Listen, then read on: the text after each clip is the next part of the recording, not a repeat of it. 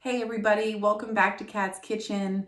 I'm so glad you guys are back here with me for another episode. Today we are in my office because we're going to be discussing how to create a food budget. Now, I know this topic is going to be very important.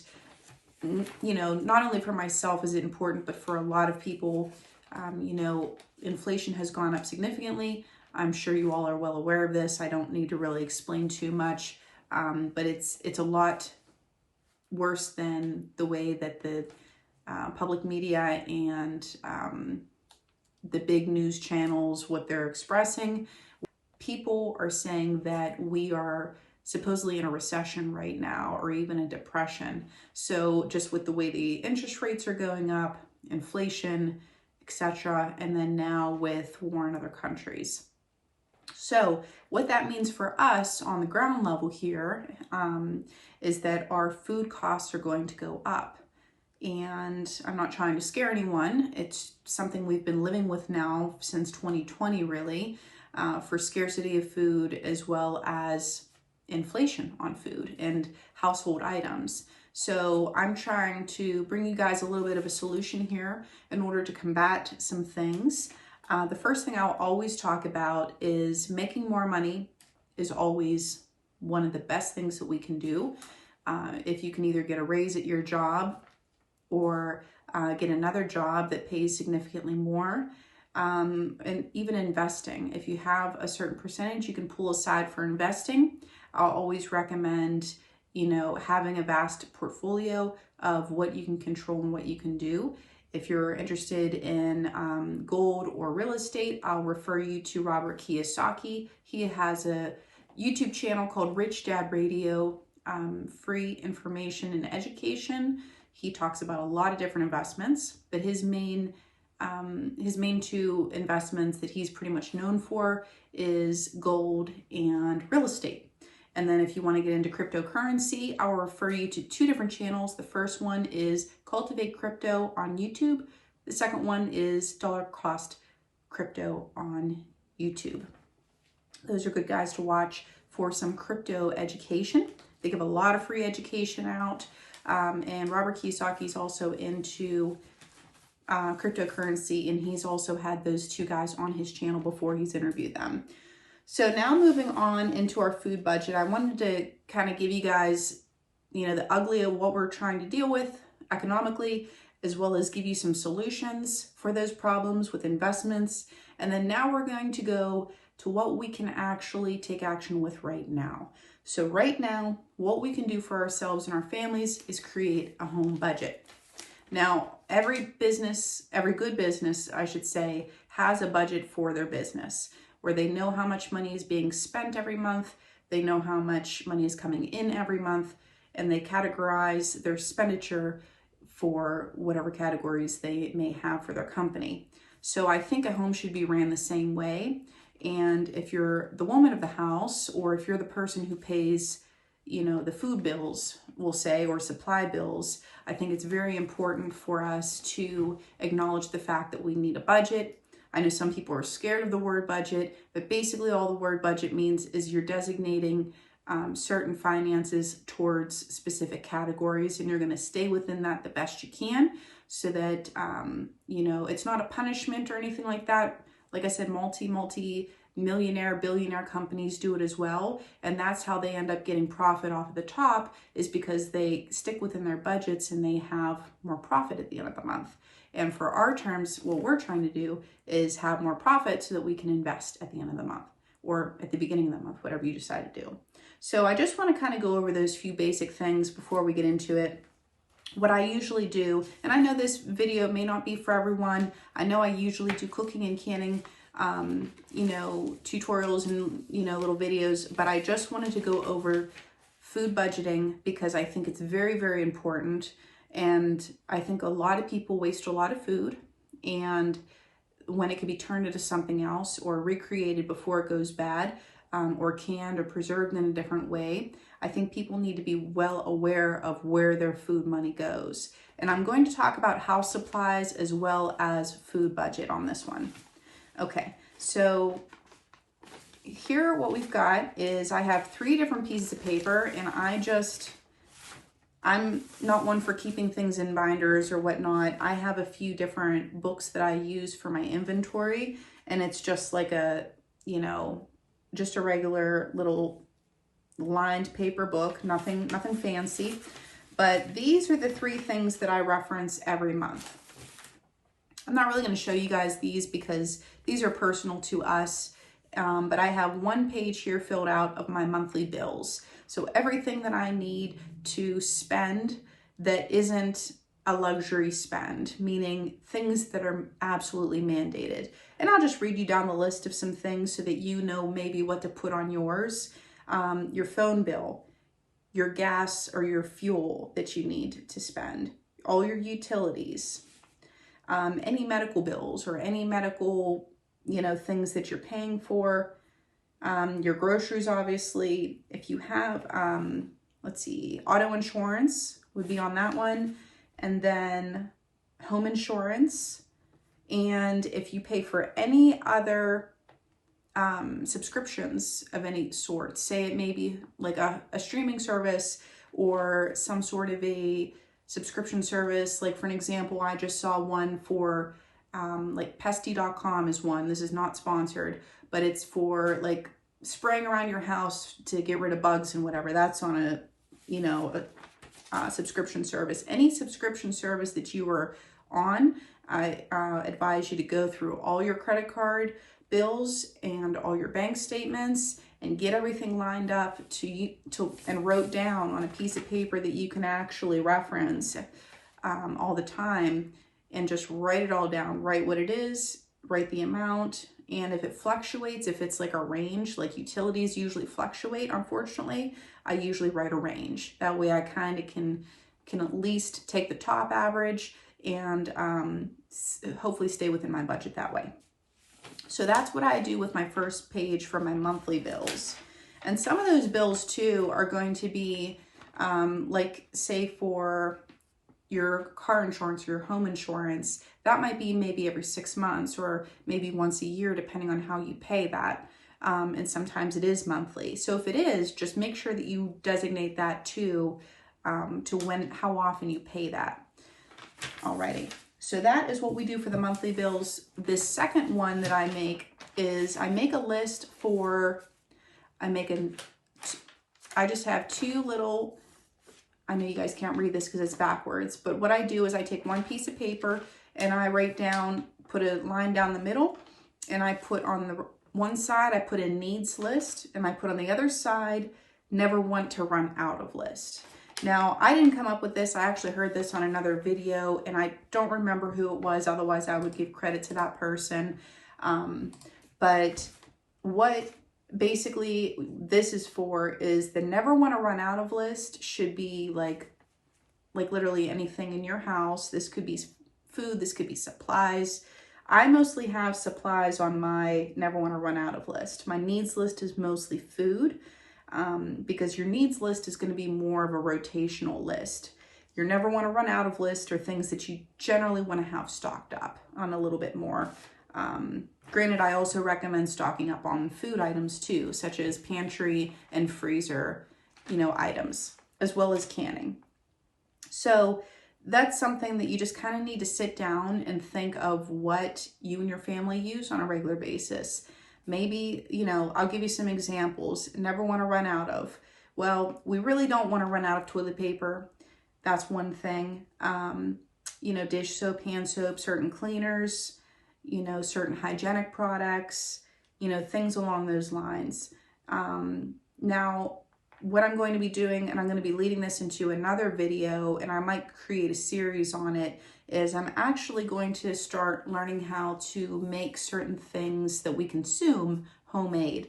And that's going to be, that's just a little side note for another video, such as hygienic products. Like I know certain people make their own creams and deodorants, toothpaste, cleaners, laundry detergents, such as that. Keep an eye out if you're interested on those kind of things. That'll be coming up shortly. And then for my needs list, like I said, it's mostly the food that we always buy, my staple pantry items, my staple freezer items, that those are pretty much on the needs list because those are things we always eat. So that's just a good list. And the reason why I like to have this is because when I go to create my shopping list, I can just kind of breeze right down through this list on both sides and then take a fast inventory of what we have and see if we need to fill any gaps anywhere. So that way, if your life is busy, it's chaotic, and sometimes it's just hard to think about these tiny little details. But if you pull this little sheet out and you're like, oh yeah, we always eat this, we always eat that, we usually need this, trash bags, whatever, that way you can keep a close eye on what you need, and it makes shopping very, very easy, very, very easy. So I just want to throw that one out there for you. Okay. Alrighty, so the last thing that I have here is our menu and our budget. So for your budget, you're going to have to decide, number one, how much your household income is. And based on that, or whoever is paying the bills for the food budget.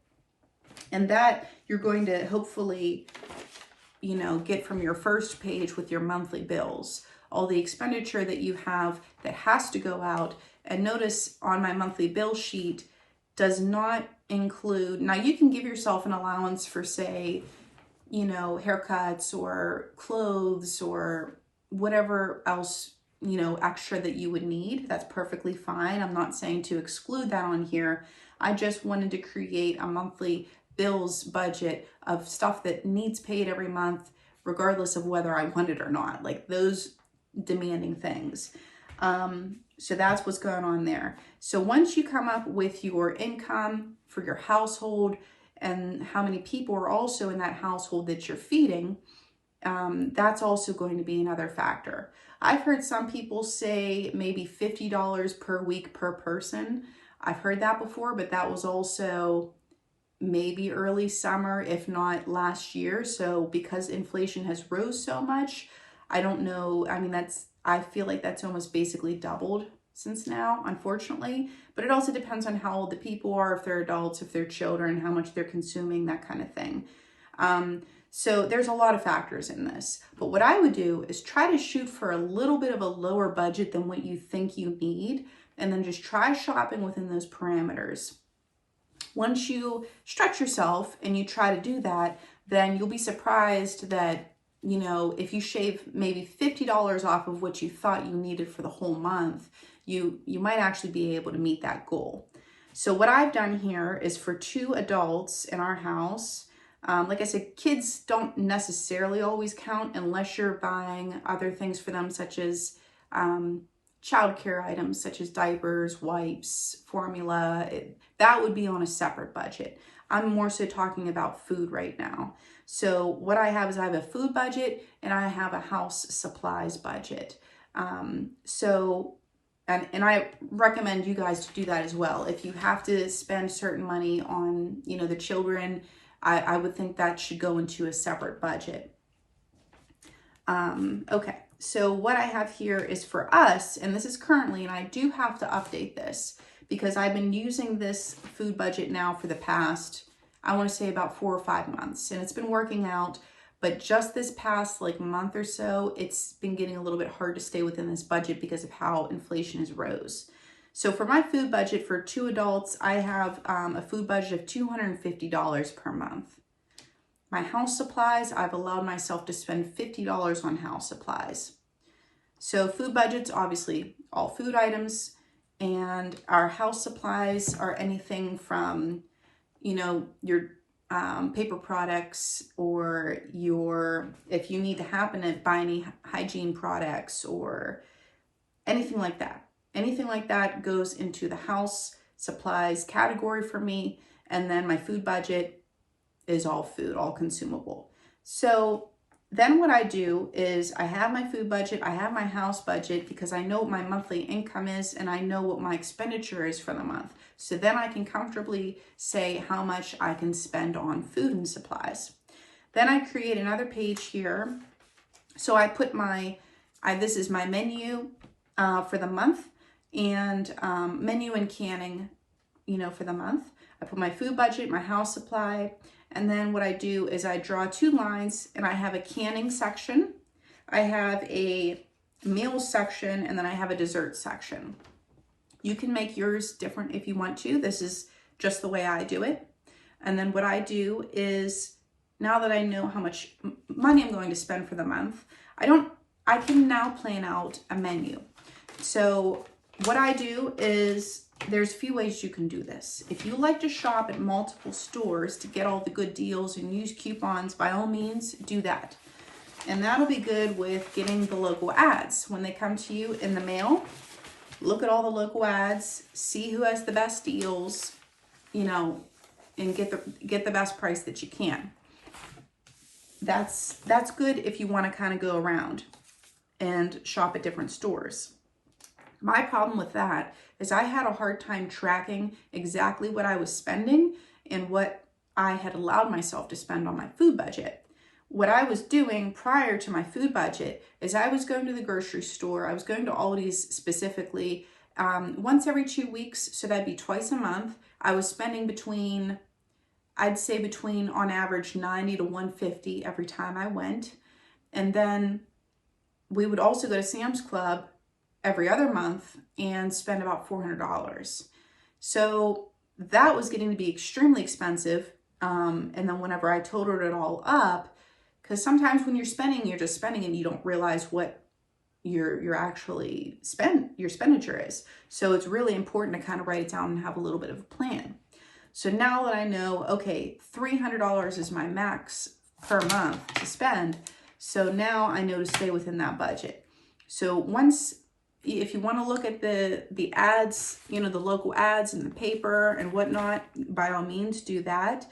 If you want to just shop at one store, if that helps you, like what I do, I like to just shop at Sam's Club. I know some people are going to be opposed to that, but I shop at Sam's Club because I want to keep my budget. I want to just buy it once for the month, keep within my budget, and then call it a day.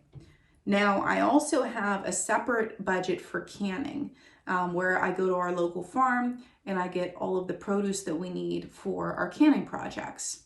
And I know that's not everybody's cup of tea. They're not always going to be canning and whatnot, and that's fine.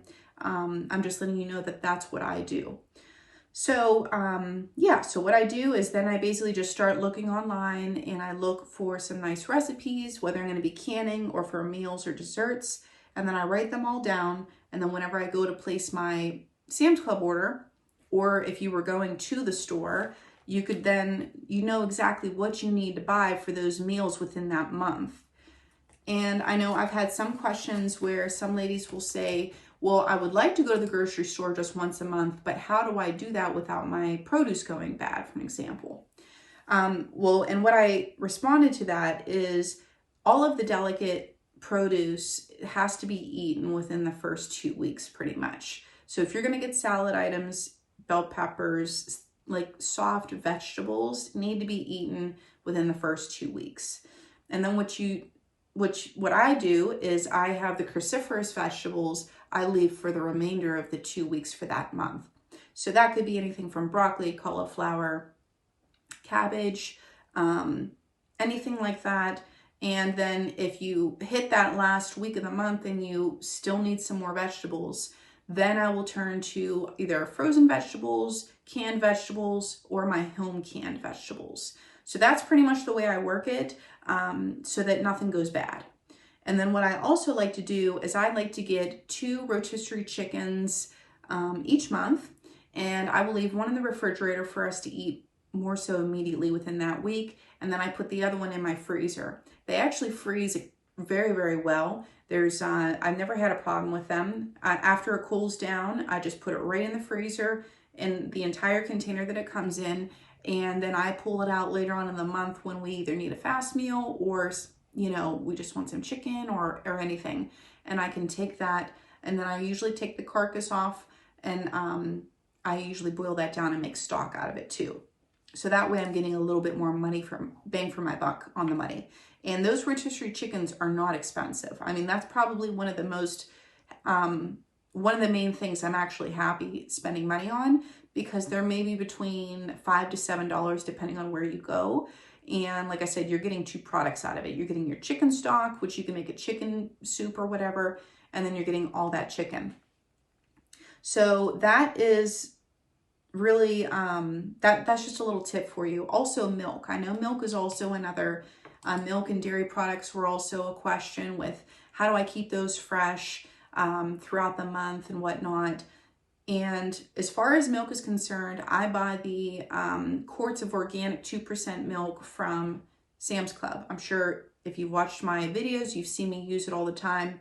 What I do is I keep 1 quart out for us in the fridge, and I take the other 2 and I pop them right in the freezer. I don't pour any milk out. I just put them right in there. Yes, they do swell up a little bit when they freeze, but they don't crack open. They don't break or anything. When I'm ready to use them, I have to take them, I take them out of the freezer maybe about 2 to 3 days before I want to use it and put it in my sink to thaw.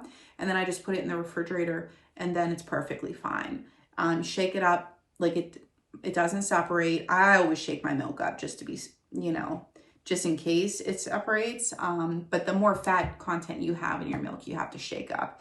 But anyway, I have never had a problem freezing my milk. It tastes just as good. And that's also another way, instead of me spending, because that organic milk is very expensive. That's probably close to, the last time I checked, it was about $14 for 3 half gallons, if I'm not mistaken.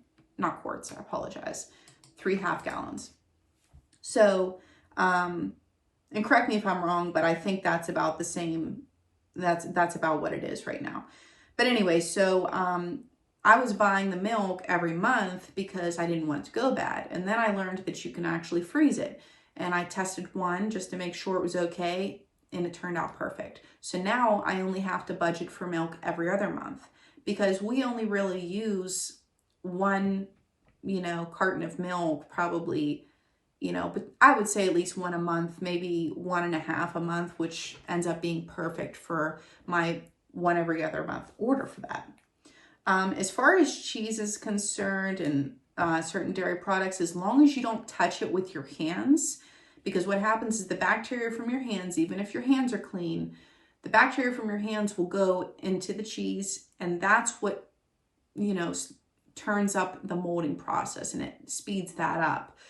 So if you don't touch it with your hands and you hold it with plastic wrap, and you're slicing the cheese off, or if you have sprinkled cheese and you just sprinkle it outside the bag, or take a utensil to bring it outside the bag and don't touch it, your cheese is going to last significantly longer if you don't touch it. And then I just seal it up and I put it in my little dairy box in the fridge. I have a little dairy section. And it lasts just fine. Now, if you want it to last even longer, you can take that cheese, whatever cheese you're not using, and maybe split it in half or something and put half of it in the freezer until you're ready to use it. Sam's Club is also another good area to buy cheese and dairy products, because their prices are actually very, very good with dairy. So, and I know sometimes people ask me about fruit and whatnot.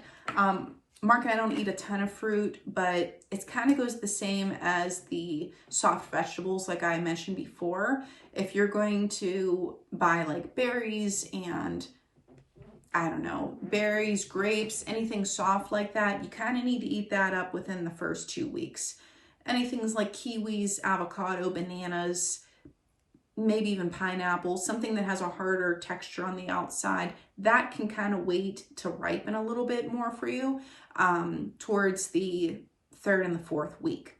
And also you can, if you're picking out your produce yourself, you can also purchase certain produce that hasn't ripened yet. That way you can kind of leave it for those later weeks in the month.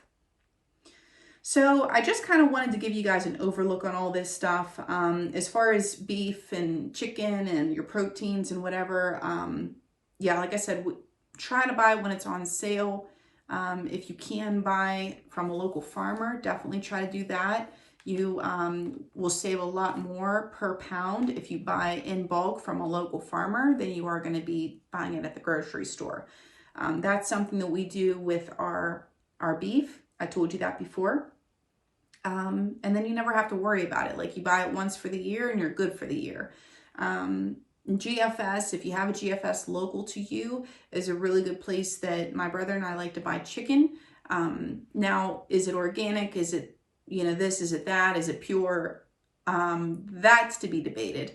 I understand, but I'm just trying to bring you guys some cost-effective ideas so that you can kind of think a little bit more, maybe branch out from, places that you've been shopping and just kind of see what all's out there. But at GFS right now, you can get a 10-pound bag of chicken for about, I think it's $19.99, and that's an incredible price. At Sam's Club, I think for a 10-pound bag, it's about $23 to $25. So you're saving a good $3 to $5 right there.